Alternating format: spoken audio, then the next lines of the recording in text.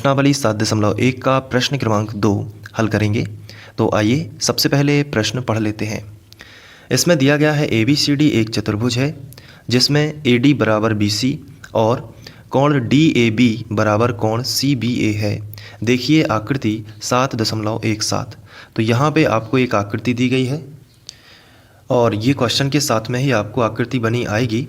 अब इसमें इन्होंने क्या क्या बोला है कि AD बराबर BC। सबसे पहले तो हम बात कर लेते हैं ABCD एक चतुर्भुज है। तो आप यहाँ पे देख सकते हैं ABCD ये चार भुजाओं की बंद आकृति आपको दिख रही होगी। ये देखिए ये ABCD एक चतुर्भुज हो गया। अब इसमें इन्होंने दो भुजाएं बराबर दी हैं इस चतुर्भुज की। कौन कौन सी? AD बराबर BC। तो आप यहाँ पे देखिए A से लेके D तक ये AD भुजा जो है ये किसके बराबर है? BC के बराबर है। यानी कि यहाँ से B से लेके जो C तक है ना, ये AD बराबर BC हो गया। तो हमें याद रखना है कि हमें ये दोनों भुजाएं बराबर दी गई हैं पहले से ही, और साथ में दो कोण भी बराबर दिए गए हैं। कौन कौन से? कोण DAB। तो यहाँ पे देखिए DAB यानी कि बड़ा कोण। भले ही ये बीच से इस तरीके से लाइन गई हुई है, ये विकर्ण है जो यहाँ से निकला है, लेकिन यहाँ पे ये पूरा का पूरा कोण यहाँ से यहाँ तक, ये देखिए ये वाला जो कोण है ये कहलाएगा DAB, क्योंकि जहाँ से D हम बोल रहे हैं ना उस लाइन को टच होना चाहिए। तो यहाँ से लेके यहाँ तक ये पूरा बड़ा कोण जो है ये किसके बराबर है? CBA के। तो अब यहाँ पे C से स्टार्ट होगा, B बीच में पॉइंट आएगा जहाँ पे कोण बनेगा, और A। तो देख लेते हैं CBA कहाँ पे है। CB और A ये भी पूरा बड़ा कोण होगा, C से स्टार्ट होगा CBA। ये देखिए ये हो गया ना C, यानी C वाली लाइन से स्टार्ट होगा, B और A वाली लाइन पर समाप्त हो जाएगा। ये है A और ये है A वाली लाइन, ये है C और ये है C वाली लाइन। तो चूँकि कोण है CBA तो C वाली लाइन से ही शुरुआत होगा और बीच में B आता ही है, B बिंदु पर कोण बन गया और A वाली लाइन पर टच हो गया। तो ये भी एक बड़ा कोण ही है। तो यहाँ पे पहले से दिखाया गया है कि ये जो दो कोण हैं ये आपस में बराबर है। तो जो दिया गया है उसको सबसे पहले हम लिख लेते हैं। तो सबसे पहले हमें दिया गया है AD बराबर BC, तो हमने वो लिख लिया AD बराबर BC। इसके बाद हमें ये दो कोण बराबर दिए गए हैं तो ये भी हमने लिख लिया, कोण DAB बराबर कोण CBA। ठीक है, ये दो चीज़ें हमें दी गई थी। इसके बाद जो सिद्ध करना है, देखिए सिद्ध कीजिए कि ये तीन चीज़ें हमें सिद्ध करना है। तो हम सिद्ध करना है कि अलग से एक कैटेगरी बना लेते हैं और इसमें ये तीनों चीज़ें लिख लेते हैं। ये देखिए इस तरीके से ये तीनों चीज़ें हमने लिख ली। इसके बाद हम साइड हेडिंग डालेंगे उपपत्ति, और अब यहाँ से हमारा जो हल है वो स्टार्ट होगा। एक्चुअली में ये तो हमने क्वेश्चन से देख के ही लिखा हुआ है। तो अब हमने क्वेश्चन को नीचे से खिसकाया। अब क्वेश्चन को हम बार बार देखते जाएंगे और जो हमें यहाँ पे सिद्ध करना है वो हमें यहाँ पे देखिए सिद्ध करना है हमें तीन चीज़ें। तो पहली चीज़ क्या है? त्रिभुज ABD सर्वांग सम है त्रिभुज BAD। तो जो हमें सर्वांग सम सिद्ध करना होता है वही दो त्रिभुज हम ले लेंगे।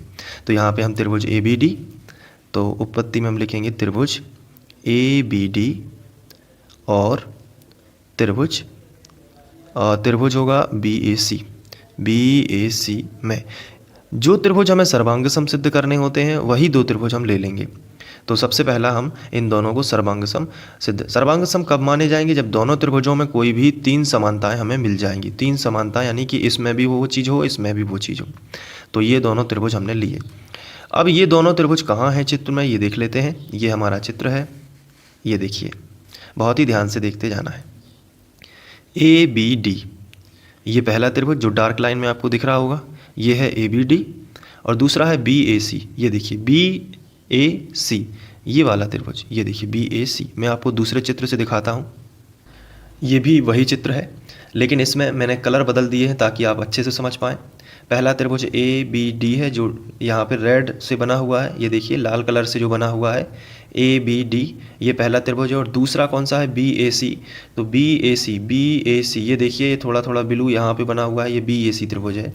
इसमें AB भुजा दोनों में आ रही है, इसलिए AB भुजा मैंने लाल कलर से ही बनाई हुई है, क्योंकि AB भुजा जब हम इस त्रिभुज को पढ़ते हैं ना ABD ये देखिए, तो ये वाला जो त्रिभुज आपको दिख रहा है, ये वाला जहाँ पे मैं यहाँ पे पेन बार बार कर रहा हूँ, ये देखिए ए बी और डी, ये वाला है, तो इसमें भी ए बी भुजा आ जाती है। और जब हम पढ़ते हैं ए बी और सी, तो ये वाला जो यहाँ पे नीले कलर से मैंने बनाया हुआ है इसमें, लेकिन ये ए बी भुजा इसमें भी शामिल है। तो ए बी भुजा पर दोनों त्रिभुज टिके हुए हैं। कौन कौन से? ए बी डी ये वाला त्रिभुज और दूसरा ए बी सी। अगर हम इनको इस चित्र से बाहर निकाल लें तो कुछ इस तरीके से ये दोनों त्रिभुज आ जाएंगे, ए बी डी और ए बी सी। अब इसको थोड़ा सा यहाँ पे देख लेते हैं। ये देखिए, यदि हम बात करते हैं जब ए बी डी की, तो ये वाला त्रिभुज रहेगा ए बी डी, ठीक है, ए बी डी। और यदि हम बात करते हैं ए बी सी की, तो ये देखिए ये वाला त्रिभुज है। तो ये दोनों त्रिभुज हम अलग अलग भी देख सकते हैं। अब आप इन दोनों में कंपैरिजन देख सकते हैं कि ये जो ए बी है पहले वाले त्रिभुज में भी है और ए बी दूसरे वाले त्रिभुज में भी है। और यहाँ पे अगर हम इन दोनों को इस तरीके से लगा देते हैं तो ये वाला चित्र प्राप्त हो जाएगा, ठीक है। तो ये थोड़ा सा परिचय था। अब क्वेश्चन में जो दिया गया है उसको यदि आप ध्यान से देखें तो क्वेश्चन में ये बोला गया था कि जो AD है वो BC के बराबर है। तो जितनी जो AD है ना, ये वाली AD जो है ये किसके बराबर है? BC के बराबर है। तो पहले त्रिभुज में आ जाती है AD। अगर रेड त्रिभुज आप देखो तो उसमें क्या आ जाती है? AD आ जाती है ना। तो अगर हम ये दोनों चित्र जो है इनको भी अगर हम सामने रख लें, जैसे हमने ये वाला रखा पहले, तो और उसके बाद हमने ये दूसरा नीचे रख लिया। ये देखिए दोनों त्रिभुज जो हमें जिनमें सर्वांग समता हासिल करनी है, तो थोड़ा सा डिटेल से देखिए। ये बताया गया है कि AD और BC बराबर, ये क्वेश्चन में दिया गया है। तो AD कहाँ है? ये पहले त्रिभुज की AD ये वाली, और दूसरे त्रिभुज की कौन सी हो जाएगी? ये BC। आप यहाँ पे भी देख सकते हैं। अगर हम पहले त्रिभुज की बात करें ABD, तो उसकी एक भुजा का जिक्र हुआ है AD का। और अगर हम दूसरे त्रिभुज की बात करें ABC ये वाला, यानी कि ABC ये वाला, तो इसमें इसकी एक भुजा BC का जिक्र हुआ है और बताया गया है कि ये दोनों बराबर हैं। तो पहली समानता दोनों में यही है कि AD और BC दोनों की बराबर है, ठीक है, ये तो बताया गया है। साथ में अगर हम चित्र की बात करें तो एक बात और उन्होंने बताई थी। ये था हमारा पहला चित्र, जो कि यही चित्र है कि ये वाला कोण और ये वाला कोण बराबर है। ये और ये भुजाएं तो बराबर हैं ही, अभी समझा है जो हमने, लेकिन साथ में ये वाला कोण और ये वाला कोण बराबर है। तो ये वाला कोण किस त्रिभुज में जाएगा? तो आंसर है ये वाला त्रिभुज, पहला वाला। कौन सा? AB और D। तो ये वाला यानी कि ये, ठीक है। और दूसरा कौन सा था? ये वाला B पर बना है, तो ये B पर यहाँ पे बन जाएगा। ये A पर बना है, ये B पर। तो अब यदि इस चित्र को हटा दें और इसको भी हटा दें, तो दो त्रिभुज हमें जो लेने हैं सर्वांग समता में, उसमें पहली समानता ये है कि ये वाली भुजा और ये वाली भुजा बराबर है। तो दोनों त्रिभुजों में एक तो सिमिलर यहाँ पे समानता है। दूसरी कि ये वाला जो कोण है और ये वाला कोण ये भी बराबर है। तो दूसरी समानता तो ये हो जाएगी, पहली समानता भुजा बता चुकी है और दूसरी समानता ये कोण बता चुका है। और तीसरी समानता और यदि मिल जाए तो ये दोनों त्रिभुज सर्वांग सम हो जाएंगे, और वही हमें सिद्ध करना है। तो तीसरी समानता क्या आप बता सकते हैं? क्या आपको दिख रही है? तीसरी समानता ये है कि जितनी ये AB है वही तो ये भी AB है, यानी दोनों त्रिभुजों में AB भुजा शामिल है, एक ही है ये AB भुजा जो दोनों में है। यानी AB से ये वाला त्रिभुज भी बन रहा है, AB से ये वाला त्रिभुज भी बन रहा है। और यदि हम इसके फाइनल चित्र में देखें तो भी यहाँ पे भी देख सकते हैं कि AB से ऊपर वाला त्रिभुज भी बनता है, ये देखिए ABD, ये देखिए। और AB से नीचे वाला त्रिभुज बनता है AB और C। तो AB उभयनिष्ठ भुजा है जो दोनों में है। तो आप यहाँ पे भी देख सकते हैं इस वाले त्रिभुज में भी AB है और इस वाले त्रिभुज में भी AB है। तो चलिए अब हम दोनों त्रिभुजों में समानताएं लिखते हैं। तो उपपत्ति तो हमने हेडिंग डाल ही ली थी। उपपत्ति हेडिंग डालने के बाद अब हम यहाँ पे वो वाला चित्र रखेंगे जो आपको एग्जाम में सामने रहेगा, ताकि आप इससे भी सीख सकें। ये तो हमने डिटेल में देखा। तो पहला त्रिभुज हमारा कौन सा है? ABD। तो ये जो AD भुजा है तो हम लिखेंगे कि ABD त्रिभुज पहले लिखा है ना, तो ABD त्रिभुज की जो AD भुजा है ये किसके बराबर होगी? ABC त्रिभुज के BC भुजा के बराबर। तो ये हमें दिया गया है, तो हमने ब्रैकेट में लिख दिया, ये हमें दिया है। दूसरा क्या है? दूसरा कि AB का ये कोण A, तो इसे कैसे पढ़ोगे? DAB या BAD। तो ये देख लेते हैं कि हमें क्वेश्चन में कैसे दिया गया है, DAB के फॉर्म में, ठीक है। तो यहाँ से पढ़ते हैं, इस वाले कोण को कैसे पढ़ोगे? DAB, रेड जो त्रिभुज है उसका ये पूरा कोण। तो कोण DAB बी बराबर किसके होगा, कोण, यहाँ पे देख लेते हैं कि कौन से फॉर्म में, सी बी ए। ये भी हमें दिया गया है सी बी ए, यानी कि जो नीला त्रिभुज है ना सी बी ए, इसका पूरा ये कोण सी बी ए, तो कोण सी बी ए ये भी हमें क्या है दिया गया है। तो यहाँ पे दो समानताएं हैं जो हमने लिखी हुई हैं। ये देखिए, पहली समानता क्या है, ए डी और बी सी, दूसरी ये वाला कोण इसके बराबर, बिल्कुल ये दिया गया है तो इसमें लिखने में कोई हर्ज नहीं है। अब तीसरी समानता है वो अपन को दिमाग लगाना है। तीसरी समानता क्या है, ए बी दोनों में है, इसमें भी है और इसमें भी है। तो हम यहाँ पे लिखेंगे ए बी बराबर ए बी, और यहाँ पे आपको लिखना है उभयनिष्ठ भुजा है।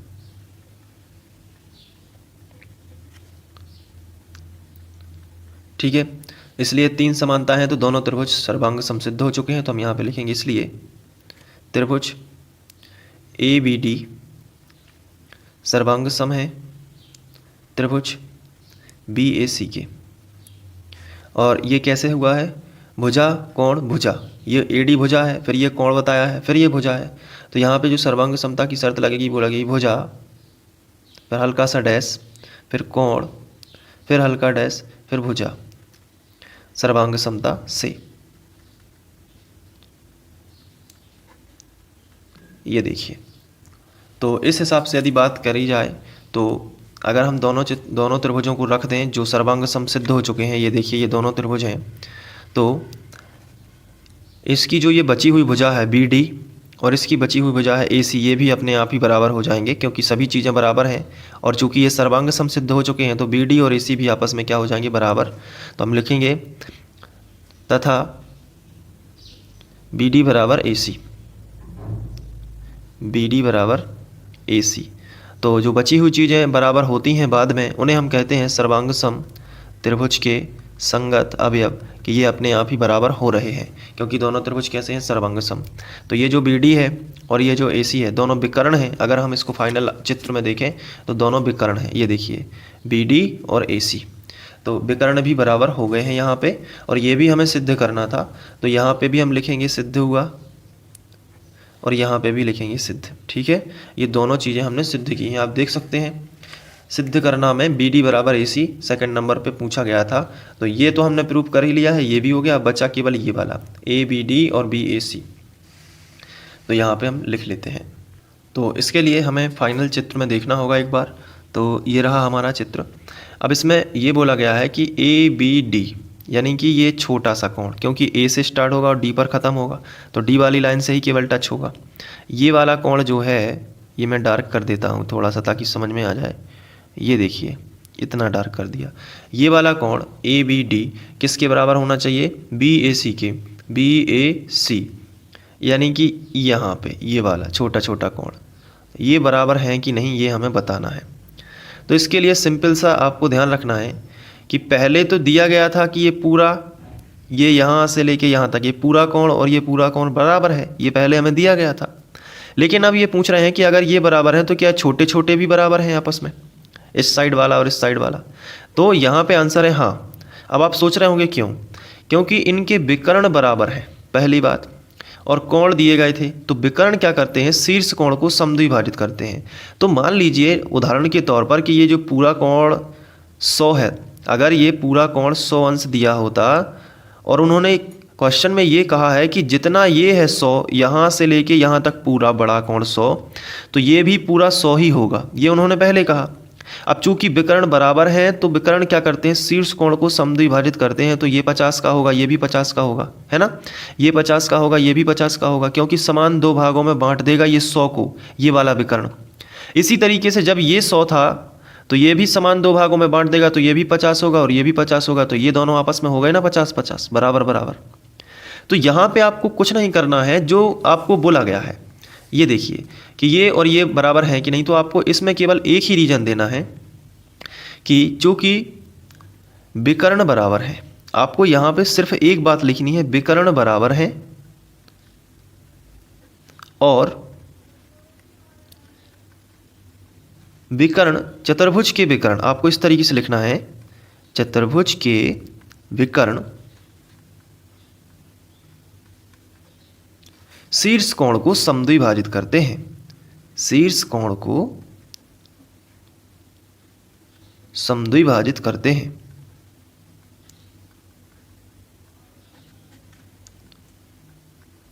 इसलिए बस आपको वही उठा के लिख देना है, कोण ए बी डी बराबर होगा कोण बी ए सी के। तो ये भी क्या हो गया, सिद्ध हो गया। तो इस तरीके से आप इसको कर सकते हैं। तो अब आप इसका स्क्रीनशॉट लेकर अपनी नोटबुक में लिख लीजिए ताकि रिवीजन टाइम में आपको कुछ हेल्प हो सके। तो आइए अब हम यहाँ से लिख लेते हैं।